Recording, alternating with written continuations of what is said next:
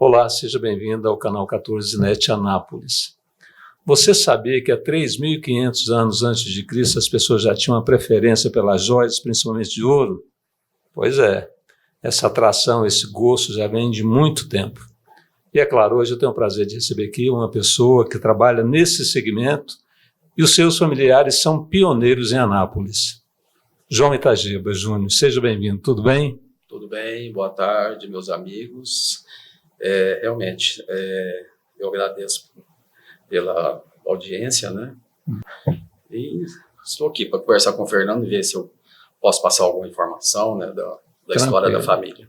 João, aquele dia a gente estava conversando lá na loja, aí eu percebi que você tem uma história muito bonita nesse segmento de joalheria e relojaria, né? Dos seus familiares, do seu pai já teve um know-how aqui em Anápolis, é pioneiro aqui nesse segmento. Como é que foi essa história, João? Onde começou? Ele é natural de Niquelândia, né? Mas começou, igual nós tínhamos conversado também lá, aquele dia, que começou com o meu bisavô, mas eu não tenho muita informação dele. Aí o meu avô também foi, na época eles não chamavam joalheiro, chamavam Ourives, né? Uhum. Lá em Niquelândia, né? Ele já trabalhava lá, nesse segmento? Já trabalhava lá em Niquelândia. Eu não sei se é coincidência, porque Niquelândia é uma cidade de minério, tem ouro lá também, né? Acredito que deve ter sido um dos motivos que eles encaminharam para essa direção. Então, meu avô foi, meu pai aprendeu, e meu pai veio para cá por volta de 50, né? 1950. E uns anos depois, meu avô veio também. Veio para Anápolis, que era costume, né? O pessoal mais do interior de Goiás, ou mais aqui da divisa de Goiás com Minas, migrar muito para Anápolis, aqui para essa região nossa. Né? Minha mãe mesmo é do termo mineiro e meu pai veio lá de Niquelândia. Meu avô também. Dois, então, atuaram aqui em Anápolis. Se encontraram, eles se conheceram? Foi, meu pai e minha mãe. Uhum. Foi, encontraram. Minha mãe foi professora dele lá no Antecina, Santana. Olha, rapaz. Aí começaram a namorar quando acho que ele era aluno dela, né? E aí deu que... Qual que é o nome de sua mãe, João? Senira Lopes Nunes. E o seu pai era o Itagiba? João Itagiba Nunes. Eu sou João Itagiba Nunes Júnior, né? Seu pai teve uma época que ele teve uma loja aqui na Avenida Goiás, não foi, João? Na realidade, ele teve 3 lojas aqui na Goiás, né? E em Anápolis, ao todo, acho que foram 5.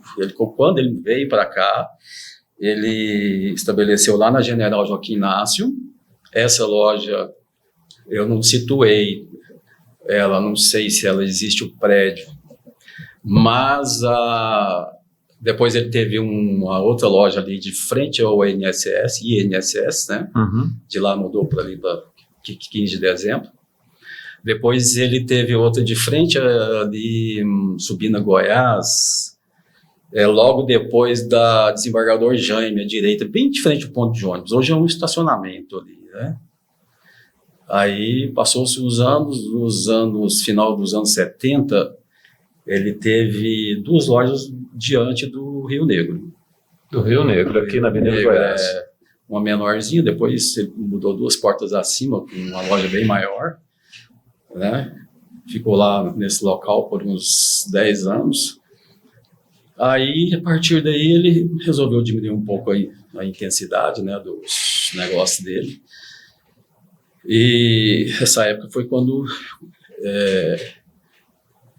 a gente negociou essa loja e eu fiquei com essa lá. E ele acabou montando só um escritório, reduziu bastante. Trabalhou mais uns 10 anos, depois ele se aquietou. Ficou mais tranquilo. Vou dar um tempo. Porque não é um segmento fácil, né? Assim, então, para a pessoa, igual já estava assim, com a idade um pouco avançada, né? Hoje em dia, eu acho muito difícil para a pessoa. Ele teve uma época também, uma loja aqui na Íris. Essa antiga Íris, né? Essas 2 lojas foram ali, né? A menorzinha e a maior no prédio da Íris, papelaria Íris, né? Antiga papelaria Íris. João, e quantos anos que seu pai atuou em Anápolis?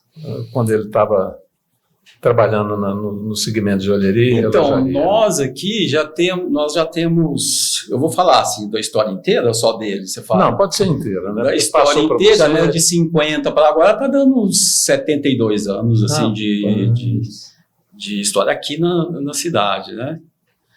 E sem contar lá pro lado de Niquelândia, porque eu não sei quanto tempo foi que eu acho que ele veio para cá bem jovem mesmo, né? Acho que ele aprendeu muito rápido lá e aí mudou para cá.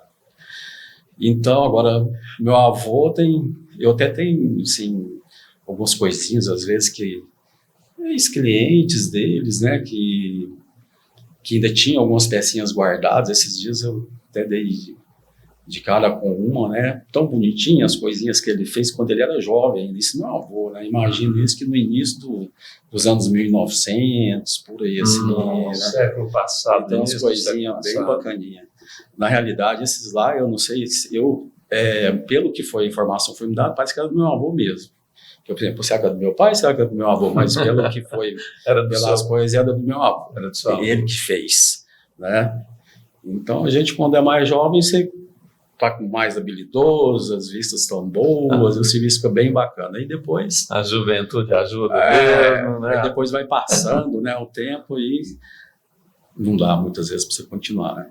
E você, João, a convivência ali com o seu João Itagiba, e você foi observando, foi tendo simpatia pelo mesmo trabalho e acabou transferindo de porque meu pai para filho.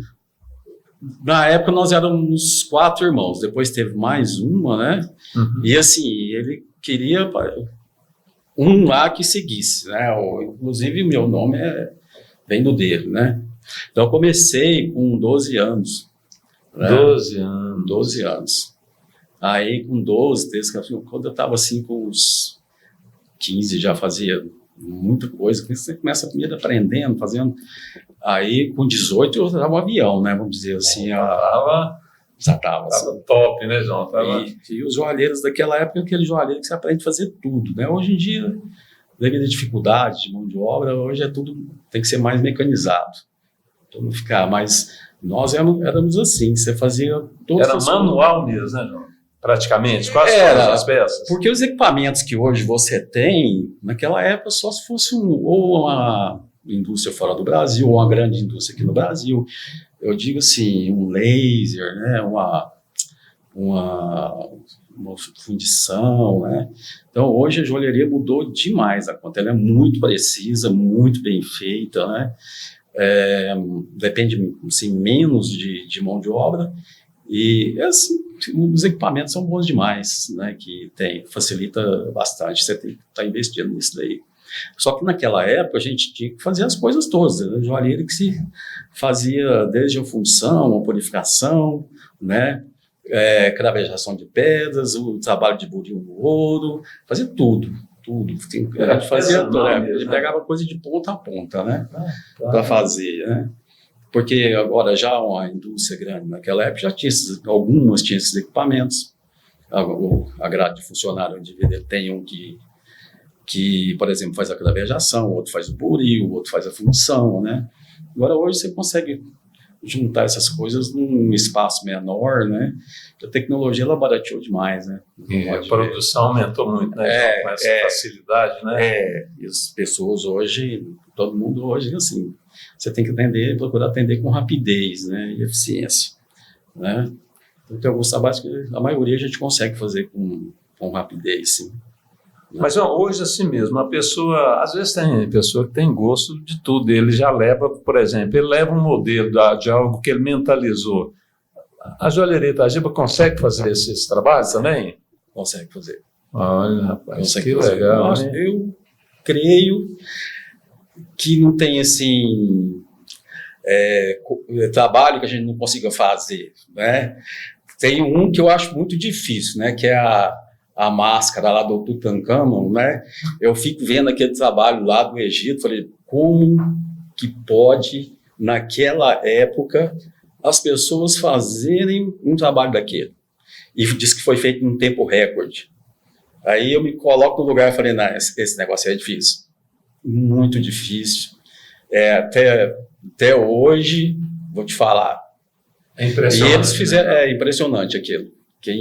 acho que todo mundo conhece, né, que é muito divulgado, mas procura ver em detalhe a perfeição que é aquilo, o ouro misturado com as pedras, com o lápis lazuli, aquelas pedras todas, para ser feito naquela época. E dizem que, de acordo com o que eu já vi, né, que a maioria todo mundo tem acesso à internet, as coisas que você acompanha, lê para saber, que foi feito num prazo muito curto. Aí eu, olhando aquele prazo que foi mencionado lá, eu falei, gente, não tem chance. Sabe? É quase missão impossível. Eu não sei o que esse povo fazia, não, mas eles realmente eram demais. Rapaz, e quando o profissional ele tem habilidade naquele segmento, ele é incrível mesmo, né, João? Como que a pessoa consegue fazer certas peças? Igual eu aprecio demais uma joia. Eu acho assim incrível. Eu, assim, no caso que aconteceu comigo, eu vejo que assim, o filho do peixe, né, o peixinho porque realmente eu tive depois analisando, né, na época você não percebe isso, mas depois você vendo, só sei que muitas vezes meu pai me questionava, você dá conta de fazer isso? Aí eu falei, pai, você pode pegar qualquer coisa. Falava, eu vou pegar qualquer coisa que eu faço. Pode me dar aí que eu faço. E ele duvidava, realmente, às vezes duvidava de mim, né? Mas aí, na hora que fazia os negócios, eu conseguia fazer, né? Aí, todos os trabalhos que foram passados, assim, os manuais, eu conseguia. Se for feito à mão, se for possível, eu vou fazer, né? Então, era desse jeito. Né? Agora, tem esses que eu te mencionei aí, que a gente acha... Eu acho, não é que a gente... mas acho que a maioria das pessoas vão ver que não é inexplicável, né, esse exemplo que eu acabei de dar. João, qual foi uma peça assim, que marcou o seu trabalho? Você, como profissional, você lembra de alguma situação dessa? Lembro. Teve uma vez que eu prestei um trabalho para um convento aqui de Anápolis, que eles tinham um encontro, né? Mas não era aqui no Brasil, não. Era um símbolo, uma logomarca desse encontro deles, que eram umas medalhinhas com o mapa mundi, né? E nesse caso, o mapa mundi era em alto relevo. E você tinha que fazer um apliquezinho de ouro naquela parte para dar um contraste, né? Mas um aplique muito fininho. Só que você fazer um mapa mundi, assim, todo recortadinho, você tem que fazer uma matrizinha dele. Esse foi feito, todos foram fundidos, né? Aí você recortar, acertar, lixar, e o seguinte, e eram muitas peças, se não me engano, eram umas 400 peças. Então, nesse caso, você tem que ter muito cuidado, porque assim, eu calculei que vai gastar tanto de prata e um X de ouro. O ouro era o mínimo que pudesse ficar, né? Então, a lâmina era extremamente fina. Se ela ficasse mais grossa, né? Vamos supor, passasse 2 décimos em cada uma, imagina, em 400 peças, né? Nossa! Então, e você tem que tomar muito cuidado com a perda do material, porque você tem que acabamento muito fininho, aquele pó, tudo mais. Então, esse trabalho era muita coisa, tinha um prazo para fechar aquilo lá, né? E então esse foi um trabalho, tem vários, mas esse foi um trabalho assim que marcou o grau de dificuldade, né? A precisão que ele tinha que ser, né? Você não podia você comete um erro pequenininho aqui, ele fica grande lá na frente. Tipo, a engenharia tem que ser muito preciso, porque o material é caro, né? Se você não tem a simetria direitinho aqui no começo, no final ainda não dá certo, né? Não vai fechar, não fecha a ponta, não fecha uma coisa com a outra, entendeu? Então, esse foi um que me marcou assim. E nesse caso, as 400 peças, você tinha que ter um trabalho unitário ali, de cada uma mesmo? Tem que ter. Esse tem, porque não tem como. Produção, né? Todo tipo de trabalho, por mais que ele seja mecanizado, você vai lá, derrete, funde, mas tem hora que tem certas coisas que você tem que pôr a mão lá de um por um, né? Então, nesses lá, que tinha que juntar 2 metais neles, aí então você tem que, por mais que saia bem certinho a função, mas você tem que deixar bem aplanadinho, o outro também tem que ser para colar bonitinho. né? E ele tem que ter uma espessura X, não pode ser, vamos supor, 0,10. Então tem que ser um tanto bem preciso mesmo. Então calculado. Para poder dar aquele peso de material que você vai usar para tudo dar certo. Tem isso, né? Porque a questão também é pelo peso, né, João? Pelo material. Porque você faz ali um orçamento, você fala, vou gastar aqui tantos gramas disso, tantos daquilo lá, tanto de mão de obra aqui, então as coisas têm que dar certo. É uma pequenininha ali, né, minúscula, né? Mas tem. É uma arte mesmo, né? Por isso que a gente vê uma peça muito bem feita, né, João? Você viaja mesmo ali, viu? Você vê que ali tem uma história, tem uma dedicação, tem uma criatividade, tem uma sensibilidade, enfim, é algo assim que só aquela pessoa que ela realmente ela reconhece também, ela gosta da peça, que ela entende um pouco isso, né? A gente aprende, no caso, quando eu comecei com 12, né, igual eu falei que fiz de peixinho, no começo até, né, assim, não gostava, mas já gostava, e depois vira aquela coisa, é uma profissão que você passa realmente a gostar, a amar mesmo, né, aquele trabalho. E você tem aquela facilidade de desenvolver aquilo lá. Foi o que aconteceu comigo, né? O que aconteceu. Eu tinha outras profissões que eu até poderia ter seguido, né? Eu tinha mais umas 2 opções, falava, vou seguir essa daqui, né? Porque eu gosto desse. Né? Acabei seguindo essa. Não é muito fácil, não, mas foi bom demais. Mas eu imagino que na hora que você pegava aquela peça que você confeccionou ali, deve ser muito gratificante, né, João? Você vê, poxa, como ficou linda aqui, e ainda mais você fazendo para alguém pegando e apreciando. A maior satisfação. As pessoas dizem, e aí, João, como é que ficou? Eu falo, não vou falar nada, eu sou suspeito, você tem que ver, quem tem que gostar é você. Dá uma olhada. Eu não vou criar nenhuma expectativa. Normalmente, vamos supor, a pessoa pode levar uma foto, alguma coisa assim, escolher. Hoje em dia facilitou muito a internet, que você pode acessar modelos e levar para a gente executar. Aí você vai e executa, né? Então, normal, assim, a peça ao vivo, ela é mais bonita do que ali foto, né? Hoje, assim, tem muita foto que tem Photoshop, né? A pessoa faz trabalho, fica aquela coisa bela, linda, perfeitíssima, né? Então, assim, às vezes pode causa, mas assim, normalmente a peça pronta é mais bonita do que a fotografia. E quando você entrega também para o cliente, a gente percebe a satisfação quando ele, né? Normalmente, eu não gosto, que se ele não gostou, a gente repete, né? Se for o caso. Provar, né? Assim, a gente procura, tem que ser feito dentro do combinado. Se estiver fora do combinado, aí já.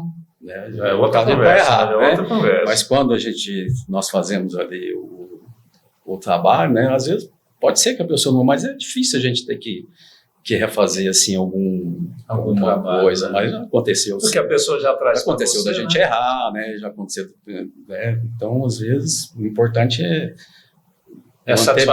manter bem com as pessoas. Olha aí, se você tem alguma peça que você quer que seja produzida, dá a dica aí, né? Nós temos Instagram.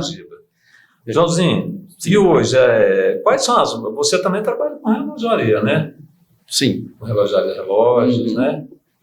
E quais são as marcas mais desejadas pelo consumidor? Essa gama de relógio hoje ela é assim, muito extensa, né? As marcas que a gente gosta de trabalhar são essas marcas que você consegue dar assistência. E tem algumas marcas que o acesso à peça é difícil, principalmente se não for relógio original. Se for relógio original, bem, isso aí já é mais fácil. Já é mais fácil. Agora, hoje tem muito relógio paralelo, né? Às vezes as pessoas são até relógios bonitos, as pessoas acham que quer consertar. Tem umas coisas que não dá para mexer, porque você não consegue, se conseguir demora, né? Às vezes não fica bom, então a gente não presta, não. Aí tem as marcas clássicas, né, no Brasil, né, que se vendem, os relógios montados aqui, né, que a maioria das pessoas conhece, né, e tem marcas mais raras, né, marcas mais, vamos dizer assim, etiquetas, né, de relógios que são São mais sofisticados, né?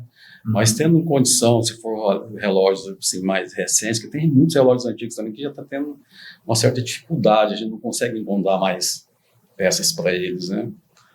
Então não tem. Na minha época tinha muitas marcas antigas, viu, que hoje realmente a gente quase não vê. Tem muitas marcas antigas que elas existem ainda, mas o modelo é muito antigão, né? Muitas vezes tem que mandar um relógio desse para a Suíça para arrumar lá, né? Se a pessoa tiver essa disposição para mandar, né? E é uma relíquia mesmo, né, João? Chega a ser uma relíquia, né? A pessoa tem que estar realmente muito interessada em consertar, né, o relógio. Porque às vezes o relógio, às vezes você vê um relógio que é assim, mais antiguinho, você vai só pôr na sua coleção. Porque às vezes ele nem combina muito, né, assim, com a gente, às vezes é pequenininho, às vezes ele é feinho, mas é bom. Igual você ganha de alguém, né? Então. Nossa, é um valor. Hoje mesmo a gente estava restaurando lá um relógio, assim, já bem antigo, esse é todo do metal, né, de ouro, só que a pulseira dele não funcionava mais. Aí nós vamos fazer uma pulseira nova para ele, uma pulseira mais moderna, e vamos a caixa e o mecanismo vão continuar, né? Mas a outra, para servir direitinho no braço da cliente, vai... Mas de toda maneira você tenta o máximo ver que se resolve, né, João? Claro, não. Pessoa, né? Não, de toda maneira a gente tenta. Antigamente eu até pegava tudo para resolver, só que tem que parar, porque... Peraí, deixa eu ter cautela aqui. Não, porque às vezes você pegava e não achava a peça, o relógio ficava lá muito tempo, e você não achava e às vezes tinha que devolver, então era meio desagradável. Falando, então vamos selecionar mais, né? Vamos pegar aquilo que é possível, satisfazer, resolver. Não dá para poder, porque hoje o tempo, né? É muito importante. Você vai tentar fazer um negócio aqui, mas aí os outros depende dali, depende daqui. Exatamente. Então teve algumas coisas que a gente teve que selecionar. Não dá mais. E às vezes, né, João, a pessoa hoje com a questão da internet, essa rapidez em quase tudo, ela subentende que é tão rápido até você contactar uma peça de fora, mas não é assim. Não. Né? Tem a demora mesmo, às vezes você pede uma peça, vai demorar 30, 60 dias para chegar aqui, às vezes mais, né? Às vezes mais. Às vezes eles nem conseguem entregar. Exatamente. Tem muito empecilho nisso daí, né? Para você conseguir, às vezes vem errado, e aí é onde entra a insatisfação da pessoa, né? Porque você fecha um prazo, não consegue, aí então eu falei, não vou mais. Então essa dinâmica que você fez é importante mesmo, a gente pega aquilo que a gente resolve mesmo, né? João, e o consumo hoje, o consumo de joias e relógios, está em alta? Olha, tá assim, ele já teve períodos que nós passamos aí, né? Inclusive até agora na pandemia, eu digo, graças a Deus, que nós passamos até bem, apesar de ter ficado períodos longos, né? Praticamente fechado quase todo mundo. Trabalhar, né? Antes disso teve problemas em 2012, também em 2008, e outras coisas também particulares, né? Mas o ouro, eu costumo dizer que ele é um clássico, né? As pessoas... na realidade, elas gostam e querem, né, usar esse material, usar os relógios. O relógio também teve um período mais fraquinho, quando a introdução do celular, então muita gente deixou de usar relógio, mas os relógios também não... Eles recuperaram, né, então, assim, voltando. Já tinha um tempo que as vendas de relógio não atingiam esse patamar que está hoje, né? Agora, as de joia é sempre assim, né? As pessoas me perguntam, o que você vende mais? Você vende mais joia ou vende mais relógio? Nós vendemos mais joia. Vende mais ouro do que o relógio. Beleza, Agora a pergunta que não quer, né? Que essa tem que ser feita mesmo. Quem consome mais, João? Homem ou mulher? Não, a maioria são feminino. Feminino, né? Mas os homens também gostam. Normalmente é um estilo diferente, né? Mas hoje é assim, são joias para criança, para senhora, para 15 anos, para casamento, para noivado, né? Namorados. Então, você tem as peças para toda ocasião. Mas a impressão não, o que a gente vende mais são joias femininas mesmo. Então, agora o estilo do homem é assim um pouco diferente, mas nós fazemos bastante trabalho bacana. Mas a líder de mercado realmente é a mulher, né, É a João? mulher. A mulher. Mas bom, é né? legal, eu acho que as mulheres evoluíram, assim, as mulheres estão muito bem, assim, né, já há muito tempo, e agora também tem modificado bastante. Eu, por exemplo, tenho muito orgulho, a maioria das pessoas que eu atendo na loja são mulheres, né? Então, como sou eu que assim, eu tenho a minha funcionária, a Sandra, a Maria, que atendem, né? Nós temos muita facilidade, assim, para lidar, né, com elas. E a joia tem tudo a ver com a mulher mesmo, né? Não quer dizer que não tem a ver com o homem, né, João? Mas com a mulher, a joia ainda fica mais joia ainda, né? Mas tem que ter mesmo, eu acredito que sim. As peças embelezam mais ainda, né? Embeleza, né? Realmente um anel, um brinco, né? Uma pulseira, realmente é algo que chama atenção, né, João? Porque é muito bonito. E o ouro é algo assim, é ouro. Né? Ele é um material diferenciado mesmo, é um material que ouro, diamante, rubi, safira, esmeralda, tem as imitações, mas são só imitações.